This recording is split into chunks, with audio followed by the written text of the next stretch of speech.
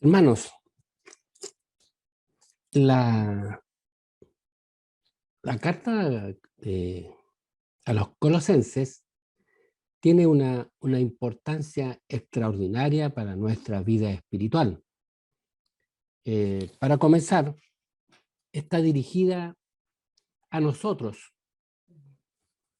Aquí dice en la Biblia, normalmente dice la epístola del apóstol San Pablo a los colosenses. Pero si usted lee con detención e interpreta bien las escrituras, va a darse cuenta que está dirigida a nosotros, a usted, y tiene un propósito.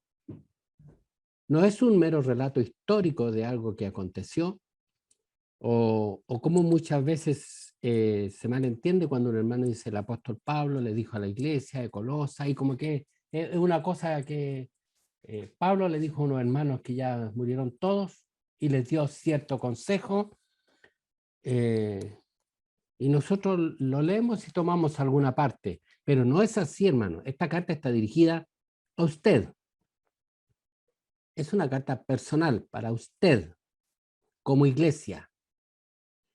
En otras palabras, quisiera hacerle entender, hermano, que esta carta fue escrita por Dios a nuestra iglesia. La iglesia Dios proveerá y la que está reunida en esta hora por medio de esta plataforma. Y hay cosas tan extraordinarias, hermano, porque mire, esta carta nos dice que estando Pablo en la cárcel en Roma, está acompañado por Timoteo. Y quiero que vaya colocando mucha atención e imaginando esta situación, hermano. Pablo está en la cárcel en Roma, encarcelado, y está acompañado por Timoteo. Está acompañado por Timoteo. Uno se preguntará, ¿y cómo se va a difundir el evangelio si el apóstol está preso y Timoteo, su ayudante, está con él? Pero la carta nos narra que estando Pablo con Timoteo en esas circunstancias, llegó un tercer personaje. Él se llama Epafras. Y él vino a darle un informe de la iglesia de Colosa. Pero aquí quisiera eliminar el término Colosa. Tenemos a Pablo en la cárcel, acompañado por Timoteo, pero vemos a un tercer personaje que viene a darle cuenta de la iglesia, de nosotros. Y cuando usted ve esta imagen, tiene que entender que Pablo es tipo de Dios Padre, Timoteo es Jesucristo, es tipo de Jesucristo, el Hijo amado, como lo dice el apóstol Pablo en otras partes, el verdadero Hijo, dice, el verdadero Hijo. Por lo tanto, aquí tenemos a Dios Padre, acompañado por el Hijo, y un tercero hermano, que anda divulgando el Evangelio. Y este es Epafras, tipo del Espíritu Santo. Por lo tanto, hermano, esto es extraordinario entender que la iglesia está a cargo del Padre, del Hijo y del Espíritu Santo. Y vemos aquí a Epafras dando un informe de la iglesia. Epafras es el que difunde el Evangelio por todo el mundo, hermano, y me refiero al Espíritu Santo. Y si usted ha leído la carta con detención, va a ver que Epafras entrega el informe, y el informe es bueno. Le dice que hay hermanos que han recibido el Evangelio de la verdad, que han creído a la palabra, Eh,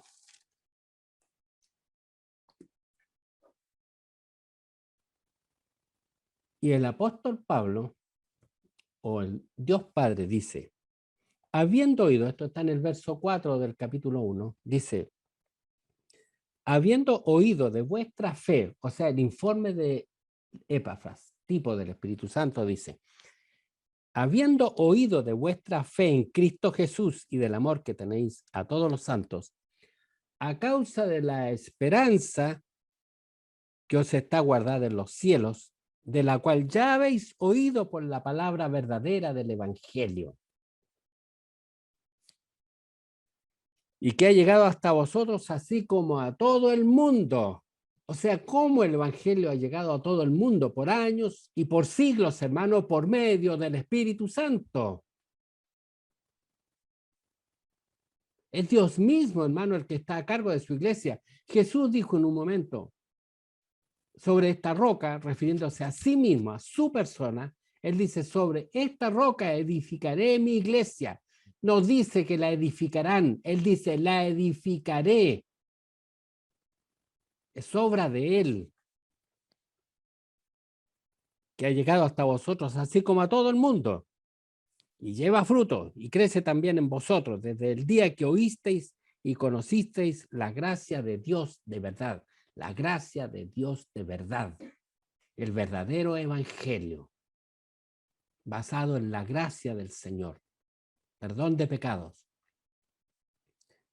Y mire lo que dice el 7 para que entienda que es obra del Espíritu Santo. Dice, como lo habéis aprendido de Epafras, nuestro consiervo amado, que es un fiel ministro de Cristo para vosotros, que es un fiel ministro de Cristo para vosotros. Recuerde que cuando Jesús se juntó con los discípulos y le dijo, voy al Padre,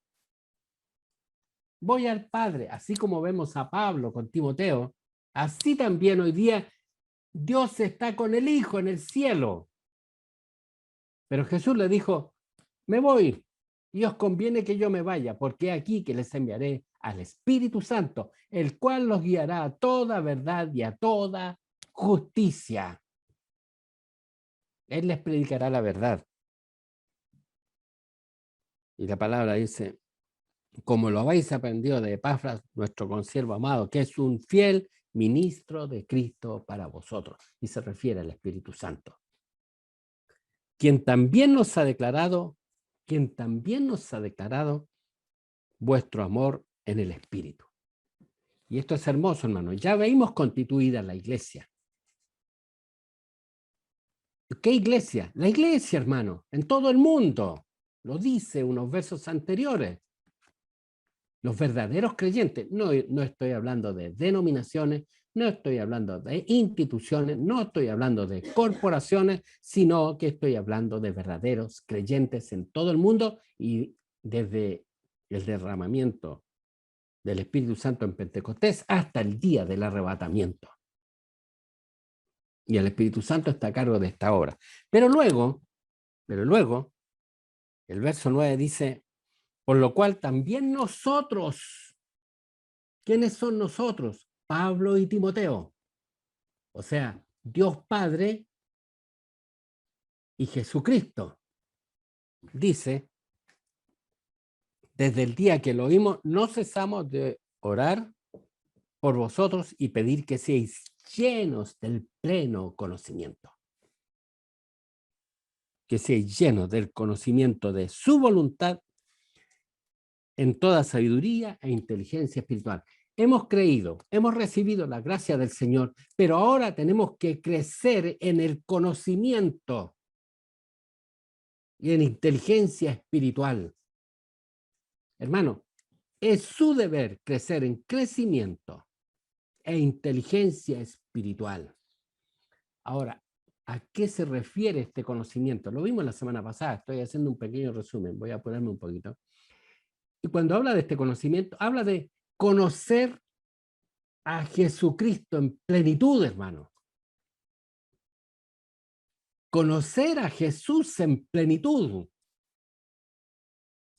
Todos tenemos la experiencia que se nos habló de Jesús, de su muerte en la cruz, creímos y lo amamos porque Él nos dio la vida. Pero ahora debemos crecer en el conocimiento de la persona de Jesús. Debemos crecer cada día, conocerlo más y más. más y más, como dice el verso 10, para que andéis como es digno. Ahora, ¿significa conocer a Jesús para imitarlo como Él es? No, hermano, significa que cuando usted lo conozca, va a ver que Él es tan admirable, que Él es tan formidable, que el anhelo de su alma, no por imitación, sino que el deseo de su corazón va a ser este: yo quiero ser como Él.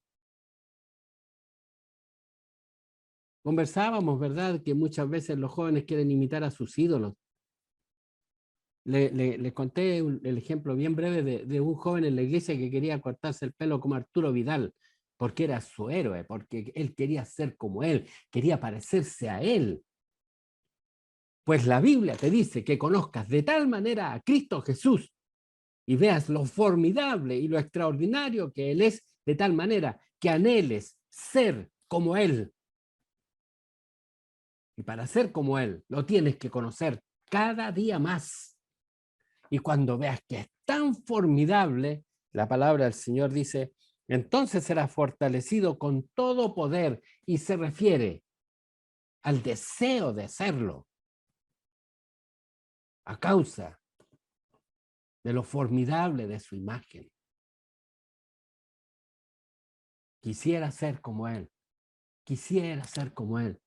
Y ese es el poder, hermano, que opera en los hijos de Dios. Pero para eso debemos conocer a Jesús en plenitud. En Jesús, a Jesús en plenitud. Pero, hermano, y aquí está el propósito de esta carta a la iglesia. Pero había un problema, hermano, de cómo conocer a Jesús. ¿Ya?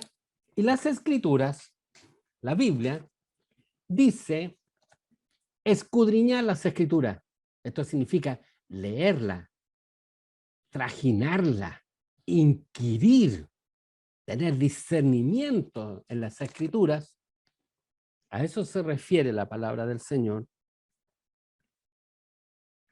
porque el Señor dice, escudriñenla, porque ellas dan testimonio de mí. Ellas dicen, ¿quién soy yo? Ellas hablan de mí, ellas hablan de mi obra, ellas hablan de mi grandeza. Por lo tanto, la lectura bíblica y el inquirir constantemente en ella es una tarea de cada cristiano. Pero el problema es que cuando iniciamos esto, se introducen en la iglesia muchas personas que dicen tener un vasto conocimiento de la palabra del Señor, y a causa de ese pretendido conocimiento son capaces de desviarnos del verdadero conocimiento de Cristo. Mire, hermano, un ejemplo bien simple. Existe una secta que se llama los adventistas. Los adventistas. Ellos se dicen cristianos. Ellos no son cristianos, hermano. Su fe está basada en un libro que se llama El Conflicto. Y lo escribió una señora que recibió una luz del cielo, se llama Elena White. Ella escribió un comentario bíblico como de 1000 hojas o 1500 hojas, y dice que ella interpretó toda la Biblia. Los adventistas no basan su fe en la Biblia, sino en el comentario de Elena White. Ellos no buscan entender la Biblia con la Biblia. Hermano, si tú lees unos versos en la Biblia y no los entiendes, tienes que buscar la explicación de esos versos en otra parte de la Biblia. La Biblia se interpreta con la Biblia. Y como la Biblia la escribió el Señor, la escribió Dios, y es inerrante e infalible, si su explicación está basada en la Biblia, entonces su interpretación es inerrante e infalible. La Biblia se interpreta con la Biblia. Como les decía, los adventistas creen en Elena White. Ustedes saben, conocen a los mormones. Ellos tampoco basan su fe en la Biblia, hermano, aunque andan con una Biblia. No, ellos dicen que en el año 1800 y tanto vino un ángel y le dio una verdadera revelación a un señor llamado José Smith y le entregó el libro del Mormón.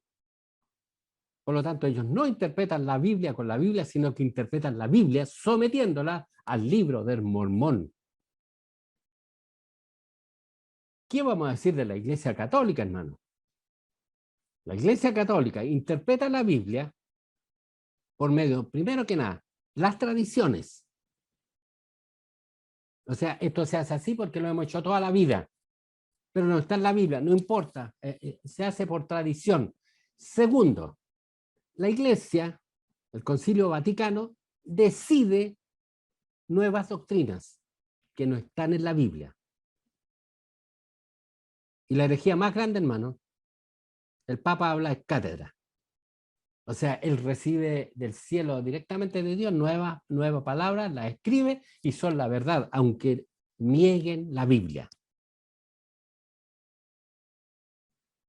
Y puedo seguir, pero no voy a perder más tiempo en eso. Por lo tanto, nosotros, hermanos, como iglesia del Señor, debemos entender que la palabra en esta hora nos está hablando de cómo interpretar la Biblia. Hermano, ¿cómo interpretar la Biblia? Y le quiero decir lo siguiente, las escrituras, la Biblia, se interpreta con la Biblia. Si tengo dudas de algo, tengo que leer en otra parte y en otra parte y en otra parte. ¿Por qué? Porque el Salmo 119 dice, Señor, la suma de tu palabra, o sea, toda la Biblia, esa es la verdad. Esa es la verdad. Mire, hermano, en Colosenses capítulo 2, dice en el verso 8, mirad que nadie os engañe por medio de filosofías y huecas sutilezas. Cuando habla de filosofía, es lo que yo creo. Nos podemos juntar, tener un texto bíblico, y yo le pregunto, ¿qué cree usted? Usted me puede decir, bueno, yo creo que podría significar esto. Otro puede decir, bueno, esta es mi opinión. Le voy a decir algo, hermano. No interesa lo que usted piense. Y esto no es cuestión de opinión. Nosotros tenemos que luchar por medio del Espíritu Santo que está en nosotros para decir, esto es así, porque está escrito en las Escrituras. Yo creo en el arrebatamiento, mi hermano.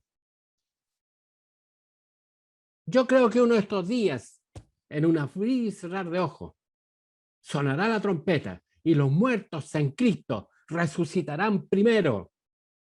Luego nosotros, los que estamos vivos, seremos arrebatados, quitados de la tierra. Quedarán multitudes y millones de personas viviendo en este mundo, más los que hemos creído. Estaremos siempre con el Señor, y lo creo porque está en la Biblia. Sí, pero yo opino, no me interesa su opinión. Sí, pero resulta que Calvino no lo dijo. No me interesa Calvino, hermano. Pero es que los eruditos más antiguos que escribieron de esto, no me interesan los eruditos, hermano. La Biblia se interpreta con la Biblia. Y esto es tan importante. Y la palabra del Señor dice, mirad que nadie os engañe por medio de filosofías y huecas sutilezas, según las tradiciones de los hombres. Según las tradiciones de los hombres. El libro de Elena White es tradición conforme a hombre. El libro del Mormón es una tradición conforme a hombre. Las encíclicas papales son tradiciones conforme a los hombres. Los escritos de los reformados son tradiciones conforme a los hombres. Solamente este libro es la verdad de Dios. Bendito sea el nombre del Señor para siempre. Por lo tanto, en esta mañana uno se preguntará, bueno, Señor, entonces, ¿cómo lo hago para interpretarlo? Mire, si usted lee un versículo, no puede leerme el versículo y decir, esto significa. No, usted tiene que leer todo el capítulo. Le voy a poner un ejemplo bien simple, hermano. Imagínense que yo le digo, le paso la Biblia y le digo, hermano, léeme una palabra de la Biblia. Usted la abre y lee una palabra. Y la palabra dice, matarás. Ya, pues yo le digo, ¿y qué significa? Ah, que puedo matar. Pues. Claro, porque la palabra dice, matarás. Yo le digo, sí, pero léala dentro de la frase. A ver. Ah, dice, no matarás. Y ya cambió el sentido, hermano. Así también los versículos tienen que interpretarse en el contexto del capítulo. El capítulo tiene que interpretarse y no contradecirse con todo el libro. Ya no tan solo el verso en el capítulo, sino que ahora el capítulo no puede contradecir nada de lo que esté en ese libro. Me refiero a la Biblia. Y luego ese libro no tiene que contradecirse con ninguno de los demás libros. Me refiero al Antiguo y al Nuevo Testamento. La Biblia no se contradice, hermano. Por lo tanto, cuando yo tengo dudas de un texto, tengo que buscar la respuesta dentro de la misma Biblia. Pero lo más importante, hermano, luego tengo que tomar toda la Biblia y leerla dentro de su contexto. ¿Cuál es el contexto de la Biblia? Cristo el Señor. Cristo, hermano. En otras palabras, le quiero decir, hermano, la Biblia te habla de Cristo y su obra. El propósito de este libro es hablar de Cristo y su obra. El único propósito de este libro es hablar de Cristo y su obra. Desde Génesis capítulo 1, verso 1, hasta Apocalipsis capítulo 21, verso 22, este libro te habla de Jesús y de nadie más. Es el protagonista, es la razón, es la causa, él y su obra. El único propósito de la Biblia es hablarnos de él y de su obra. Y de su obra. Por ejemplo, hermano, voy a Génesis y me dice ahí, en el principio creó los cielos y la tierra estaba desordenada y vacía, y las tinieblas estaban sobre la faz del abismo, y el Espíritu de Dios se movía sobre la faz de las aguas, y dijo Dios, sea la luz. Y usted va a la carta, al Evangelio de Juan y dice, yo soy la luz del mundo. Ya habló inmediatamente de él, hermano. Y nosotros tenemos que desarrollarnos en la escritura solamente pensando en el contexto de la Biblia. Jesús, en él, por él y para él, son todas las cosas.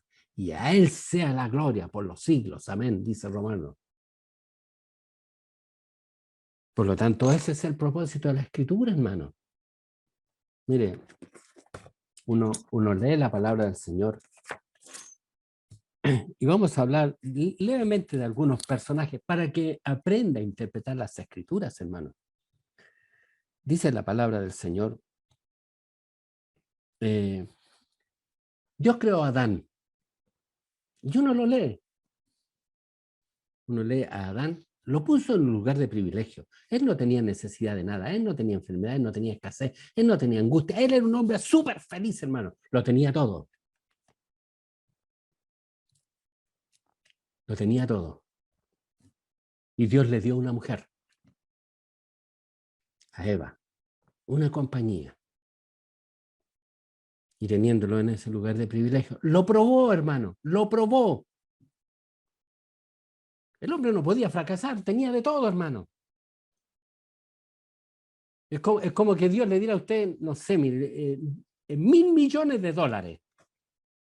Y usted va pasando y él colocara una moneda de a peso a ver si usted se la roba. Adán se la robó, hermano. Fracasó. Ofendió a Dios. Y arruinó a la raza humana. Bueno, uno lee la historia, sí, pero la Biblia, ¿por qué puso esa historia ahí? Porque luego me habla de uno al cual le dice el postrer Adán.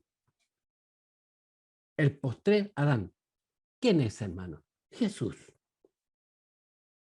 Pero ahora este postrer Adán, este Jesús, fue probado, fue puesto en un mundo horrendo, lleno de pecado, miseria, enfermedades, leprosos, plagas y muerte. En las peores circunstancias. Y lo probó. Y le dio una mujer, hermano. La iglesia. Y lo probó. Y la iglesia fracasó. Sin embargo, él fue obediente. Él nunca pecó. Y murió por la iglesia. Adán no dio su vida por la mujer. Todo lo contrario, dijo, esa que me diste. Ella tuvo la culpa. Jesús no. No abrió su boca, enmudeció y entregó su vida en el Calvario por la iglesia. El Adán perfecto. El Adán perfecto. De eso está hablando la palabra del Señor. Hermano, ahora cuando Adán fue expulsado, tuvieron dos hijos con Eva, Caín y Abel. Y Caín asesinó a Abel, hermano. Derramó la sangre de Abel. Caín derramó la sangre de Abel. Y la Biblia dice literalmente que la sangre de Abel clama venganza, hermano. La sangre de Abel, cuando él fue asesinado por Caín, fue al cielo y dice la Biblia que clama venganza. Sin embargo, Cristo murió y su sangre fue derramada. Y la sangre de Cristo clama misericordia por aquellos que lo mataron. Porque la sangre de Cristo habla mejor que la sangre de Abel. Él es el mejor Adán. Él es el mejor Abel. Él es el mejor Abel. Sigamos. Abraham. ¿Qué le dijo Dios a Abraham? Un fabricador de ídolos, un hombre malo y perverso. Pero Dios quiso tener de él misericordia. Y le dice a Abraham, sal de tu tierra, de tu parentela y de la casa de tu padre, y vete a la tierra que yo te mostraré, y serás bendición para todas las naciones, para todas las familias de la tierra. Eso fue lo que le dijo a Abraham. Se lo voy a repetir. Sal de tu tierra, sal de tu parentela y de la casa de tu padre.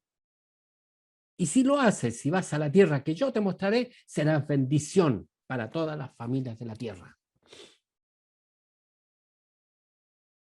Pero le voy a mostrar un mejor Abraham, hermano. Porque la Biblia dice que Jesús dejó su trono de gloria. Dejó a su padre. Dejó a su padre. Y se vino a esta tierra. Y en él son benditas todas las naciones de la tierra. Él es el mejor Abraham. Él es el mejor Abraham. Y puedo seguirle con cada personaje de la Biblia, uno por uno. Y te voy a decir, no está hablando de ellos, está hablando de Jesucristo. Porque Él es la imagen del Dios invisible, el primogénito de la creación. Este libro habla solamente de Él, sus grandezas y sus virtudes. Simples historias, hermano. Mire, Sansón. Sansón en un minuto está en medio de sus enemigos, los filisteos. Los filisteos le tendieron una trampa. Sin embargo, siendo tarde de la noche, él se libró de la trampa. Y dice la Biblia, hermano, que estaba en una ciudad filistea que estaba cerrada por muros y con una puerta de madera que pesaba y tenía madera y hierro y pesaba toneladas. Sansón se puso de pie, salió en silencio, hermano, y sacó las puertas. Era imposible. Sin embargo, él sacó las puertas, se las echó sobre el hombro y las llevó a un monte y las dejó allá. Uno dirá, qué bonita historia, qué tremendo. No, hermano, te está hablando de Cristo. Cuando Él tomó tu carga, cuando Él tomó tus pecados y los cargó en el madero de la cruz y los dejó en el monte Calvario y allí pagó tu deuda. Y puedo seguir y seguir y seguir y le voy a estar una semana hablando de él solamente, porque de él habla la Biblia. Y esto es lo que le está diciendo el Señor a su iglesia. Las escrituras se entienden con las escrituras y tienen claro que él habla solamente de Jesús y su obra. Un necio, un hombre torpe de entendimiento que no sabe nada, dijo una vez, Cristo murió porque no podía vivir sin mí, dijo. Te voy a decir algo, hermano. Él ha vivido siempre sin ti y no te necesita tampoco. No dice así que él habita toda la plenitud. Pleno, no necesita a nadie, es completo, no. Hermano, la Trinidad tuvo que partirse para darte un lugar.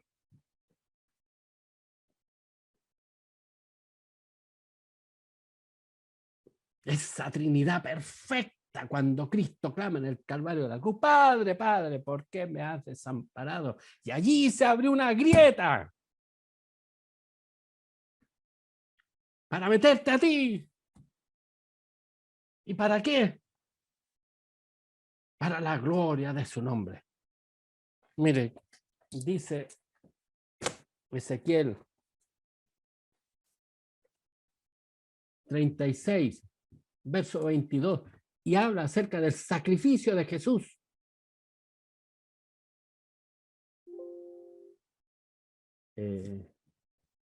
Hijita, enchúfame esto.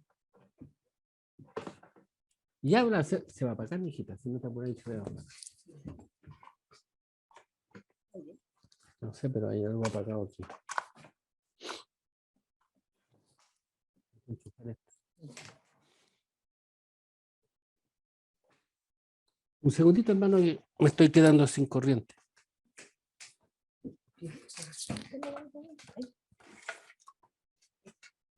Enchúfalo acá. Enchúfalo acá.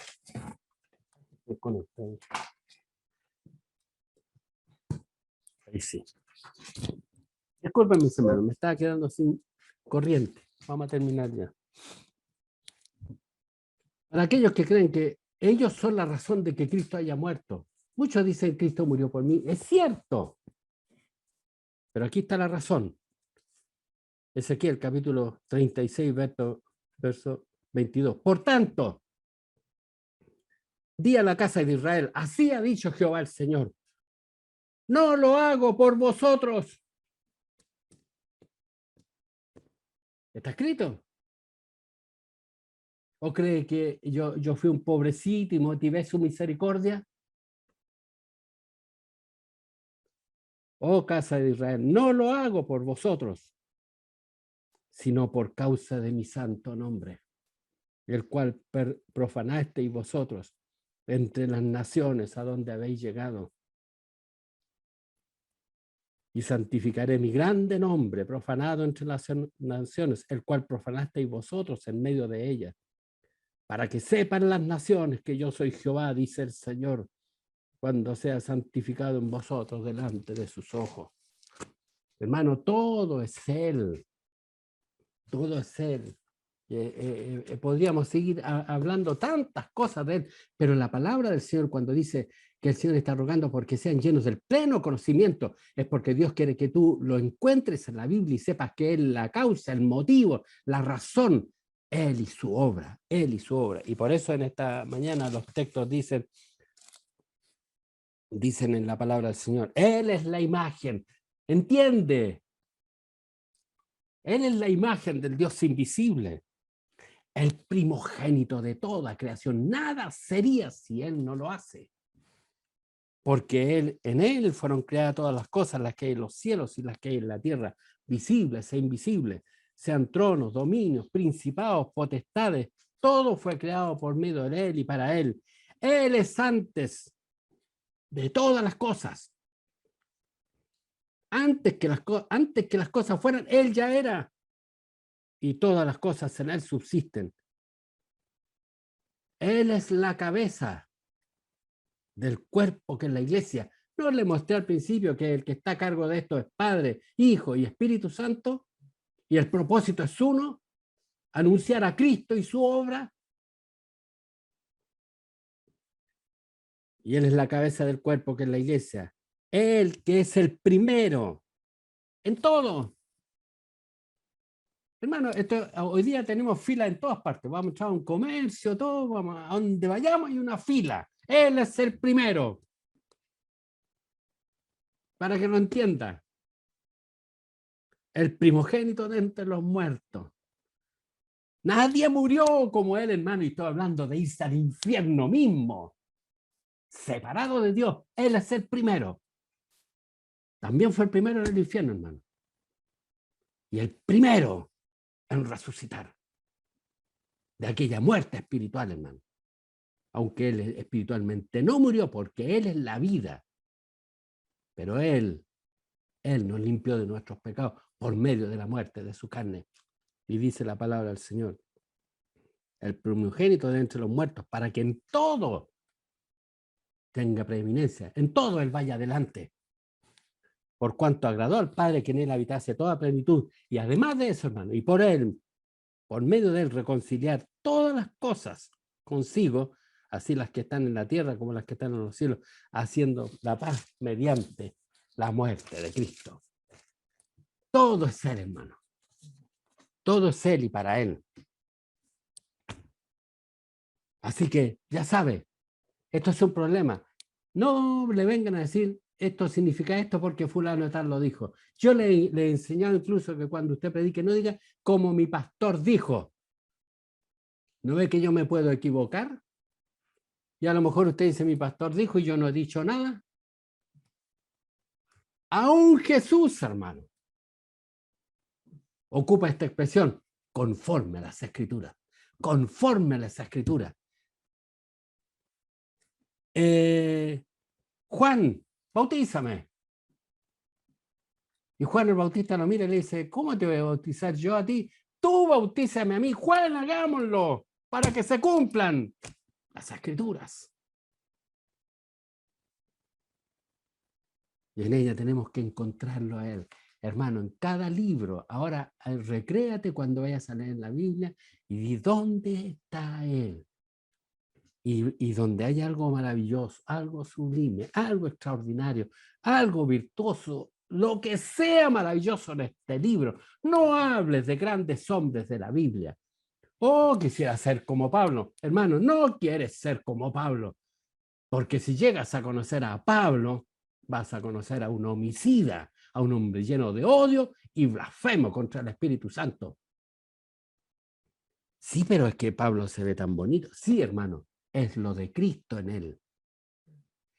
Yo te miro a ti ahora, hermano. Y mire, no voy a decir nombre, pero voy a hacer un invento. Voy a decir qué agradable fue pasar esta tribulación y este momento, y este hermano estuvo ahí. Sí, hermano, porque Cristo estaba en él, porque de él es toda virtud. Si un día estabas afligido, un hermano te llamó, di que bonito, estoy contento, porque estoy viendo el fruto de Cristo en mi hermano. ¿O no lo dijo Pablo cuando le llevaron la ofrenda? Le pasaron la ofrenda y dijo, oh, qué lindo, mis hermanos se están pareciendo a Cristo. No porque necesitara la plata. Por lo tanto, hermano, tiene 66 libros y el protagonista es uno y el mismo, Jesús. Sácalo a él y no hay libro, ni hay historia, ni hay nada que contar. Génesis. ¿Quién es en Génesis? Él es la simiente de la mujer. Y muchas cositas más. Yo digo algunas no. Éxodo, hermano, él es el cordero del sacrificio. Levítico. El Levítico de la ordenanza para los sacerdotes. Hermano, el Levítico, él es el sumo sacerdote. Números, él es la columna de fuego y la nube que caminaba sobre ellos. Deuteronomio, él es el profeta que le fue prometido a Moisés. Josué, él es el conquistador de Canaán. y el que repartirá la tierra. Jueces, Él es el juez. Él es el juez. Ruth, el pariente redentor, el pariente cercano. Primera y segunda Samuel, el profeta del cual Dios no dejará caer palabra en tierra. Primera y segunda Reyes y Crónicas, Él es el rey. Él es el hijo de David, al cual se le prometió un reino eterno. Esdras, Él es el escriba. Nehemías, Él es el constructor de los muros destruidos. Esther, hermano, Él es Mardoqueo. Job, Él es el redentor que vive. Los salmos, Jehová es mi pastor.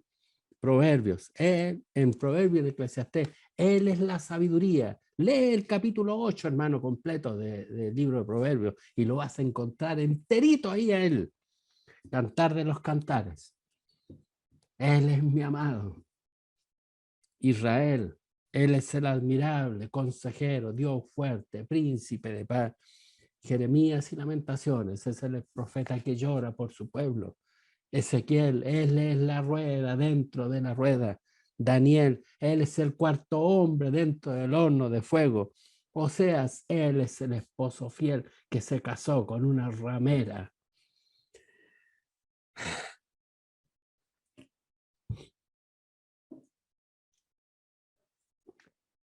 Joel, Él es el que bautiza con el Espíritu Santo. Amós, Él es el que lleva nuestras cargas. Abdías, Él es nuestro Salvador. Jonás, Él es el predicador que vino del extranjero. Miqueas, Él es el Señor de Israel. Nahum, cuán hermosos son los pies del que anuncia la paz. Él es el mensajero de los pies hermosos. Habacuc, el evangelista que clama por el arrepentimiento.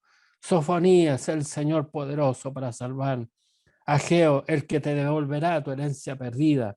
Zacarías, él es el manantial abierto de la casa de David. Malaquías, él es el sol de justicia. Mateo, él es el Mesías.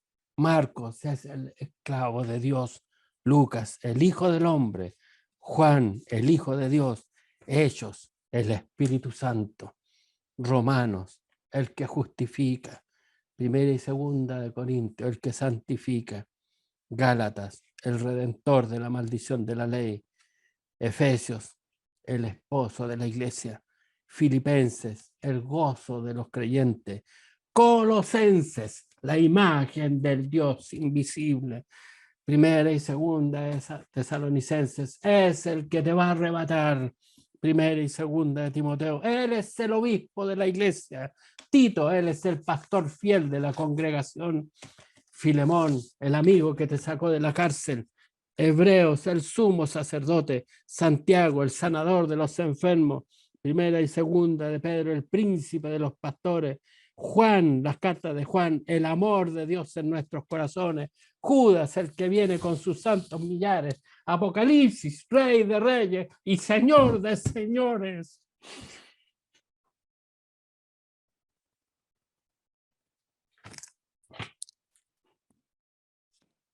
Así tienes que leer la Biblia, buscarlo a él, buscarlo a él, buscarlo a él. No eres el centro de la Biblia. Este libro no fue escrito para solucionarte tus problemas.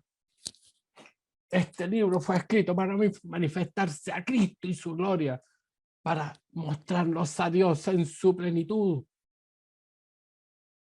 Y además de esto, eres parte de ella simplemente porque te salvó, porque mediante tu persona Él va a mostrar su gracia. Cuando te vean en el cielo las criaturas que estarán allá, ¿y qué hace este aquí? Él lo perdonó, qué grande es su misericordia. Aún tú estás ahí simplemente para la gloria de su nombre. Y esto se llama un evangelio cristo-céntrico. Él no vino a cumplir tus sueños, Él no vino a cumplir tus propósitos. Este libro habla del propósito para el Hijo. Hermano, y si todo esto fue hecho para la gloria de su nombre, e incluido yo voy a ser salvo para la gloria de su nombre, entonces glorificado sea su nombre. Glorificado sea su nombre. Bendito sea el nombre del Señor para siempre.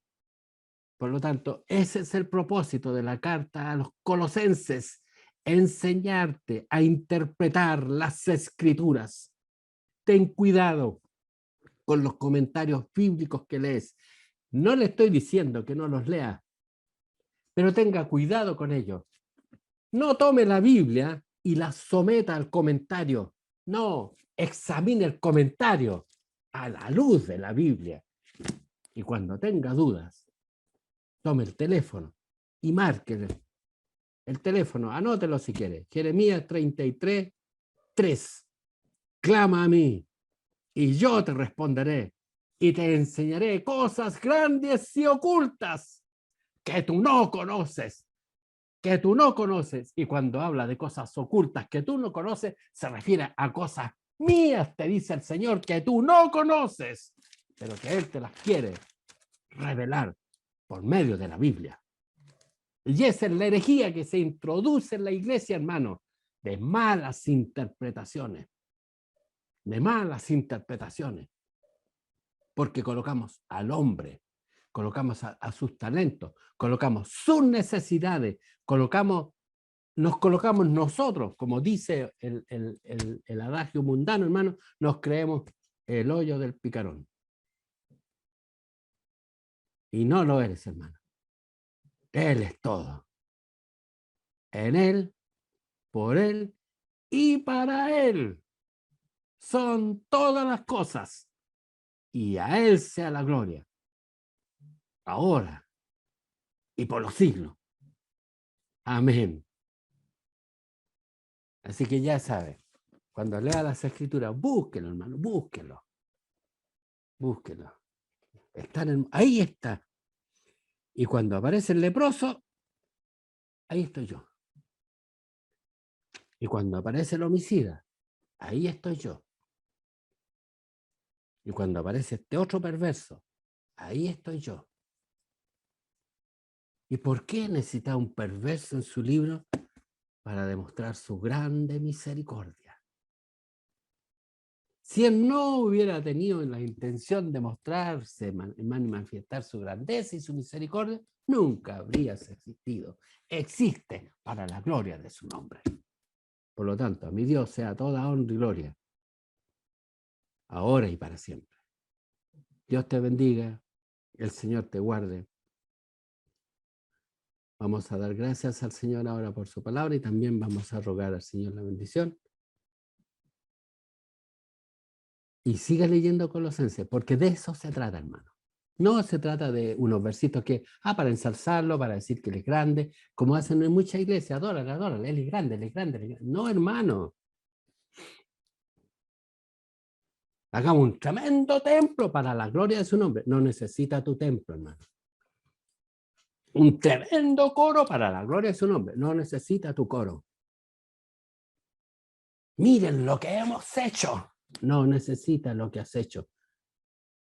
Cuando Jesús salió del templo, los discípulos se volvieron y dijeron, Señor, mire el templo. ¡Qué grandes piedras! ¡Y qué edificios! Os digo que no quedará piedra sobre piedra que no sea derribada. Hermano, ellos juraban por el templo, ellos juraban por su corporación. Ellos se sentían orgullosos de sus 60 años de existencia y sus 500 iglesias por todas partes. Nuestra gloria se llama Jesús. Incline su cabecita. Eterno Dios y buen Padre amado. Gracias le damos, Señor, porque en esta mañana un poquito más le hemos conocido. Y también, Señor, ha venido en esta mañana a enseñarnos a leer este libro bendito, Señor. No buscar en él, Señor, simples historias entretenidas, sino que a conocerle en plenitud, Señor, el verdadero conocimiento. Y saber, Señor, y conocer su magnífico, maravilloso plan, como dijo el apóstol Pablo. ¿Quién le dio a él? ¿Quién le dio inteligencia a él para que después se hiciera. Oh, cuán grande es su sabiduría inescrutable, y bendito sea su nombre para siempre. Gracias, Señor, por su palabra. Guárdela en nuestros corazones y le ruego, Señor, en esta hora a sus hijos y a sus hijas, a los jóvenes que están escuchando estas palabras, Señor, déles usted la capacidad para leer e interpretar las escrituras. Que en su mentecita, Señor, sepan que este libro está hablando de alguien, no de algo. Está hablando de alguien maravilloso, extraordinario, magnífico, precioso, Señor. Y que nosotros haya el interés por conocerlo más y más y querer parecernos cada día más, Señor. Aunque sin lugar a dudas, mientras más lo conozcamos, Señor, más diferente nos veremos de usted. Pero, Señor, su palabra nos dice que usted nos ha llamado para una esperanza gloriosa. Y esta esperanza no es ir al cielo, Señor. Esta esperanza no es que nuestros problemas se terminen. Nuestra esperanza, como lo dice su palabra, es que un día seremos semejantes a usted en gloria. Y eso vale la pena, entonces, caminar con todas las dificultades que tenemos al frente, pero sabiendo que un día en un abrir y cerrar de ojos seremos transformados y entonces le veremos tal como usted es, porque seremos conforme a su imagen y semejanza. Gracias, Señor. Te ruego bendiga en esta hora a sus hijos, haga misericordia con los enfermos. Te rogamos por la señora Emma, Señor, que en una reunión de Dorcas, afectada por un cáncer a sus pechos, Señor, pedía la oración. Le pedimos por ella, haga misericordia con ella y con todo su hogar. También le damos gracias por los enfermos que se han sanado, por aquellos que han sido restaurados. Le pedimos también misericordia para la familia de nuestro hermano Juan Pablo Latorre, que están afectados con este virus, Señor, que estén en paz y que queden sin ninguna secuela ni problema. Y así guárdenos a todos. Gracias, Señor. Y ahora que el amor de Dios el Padre, la gracia de nuestro Señor Jesucristo y la participación bendita del Espíritu Santo sea con todos nosotros desde ahora y para siempre. Amén.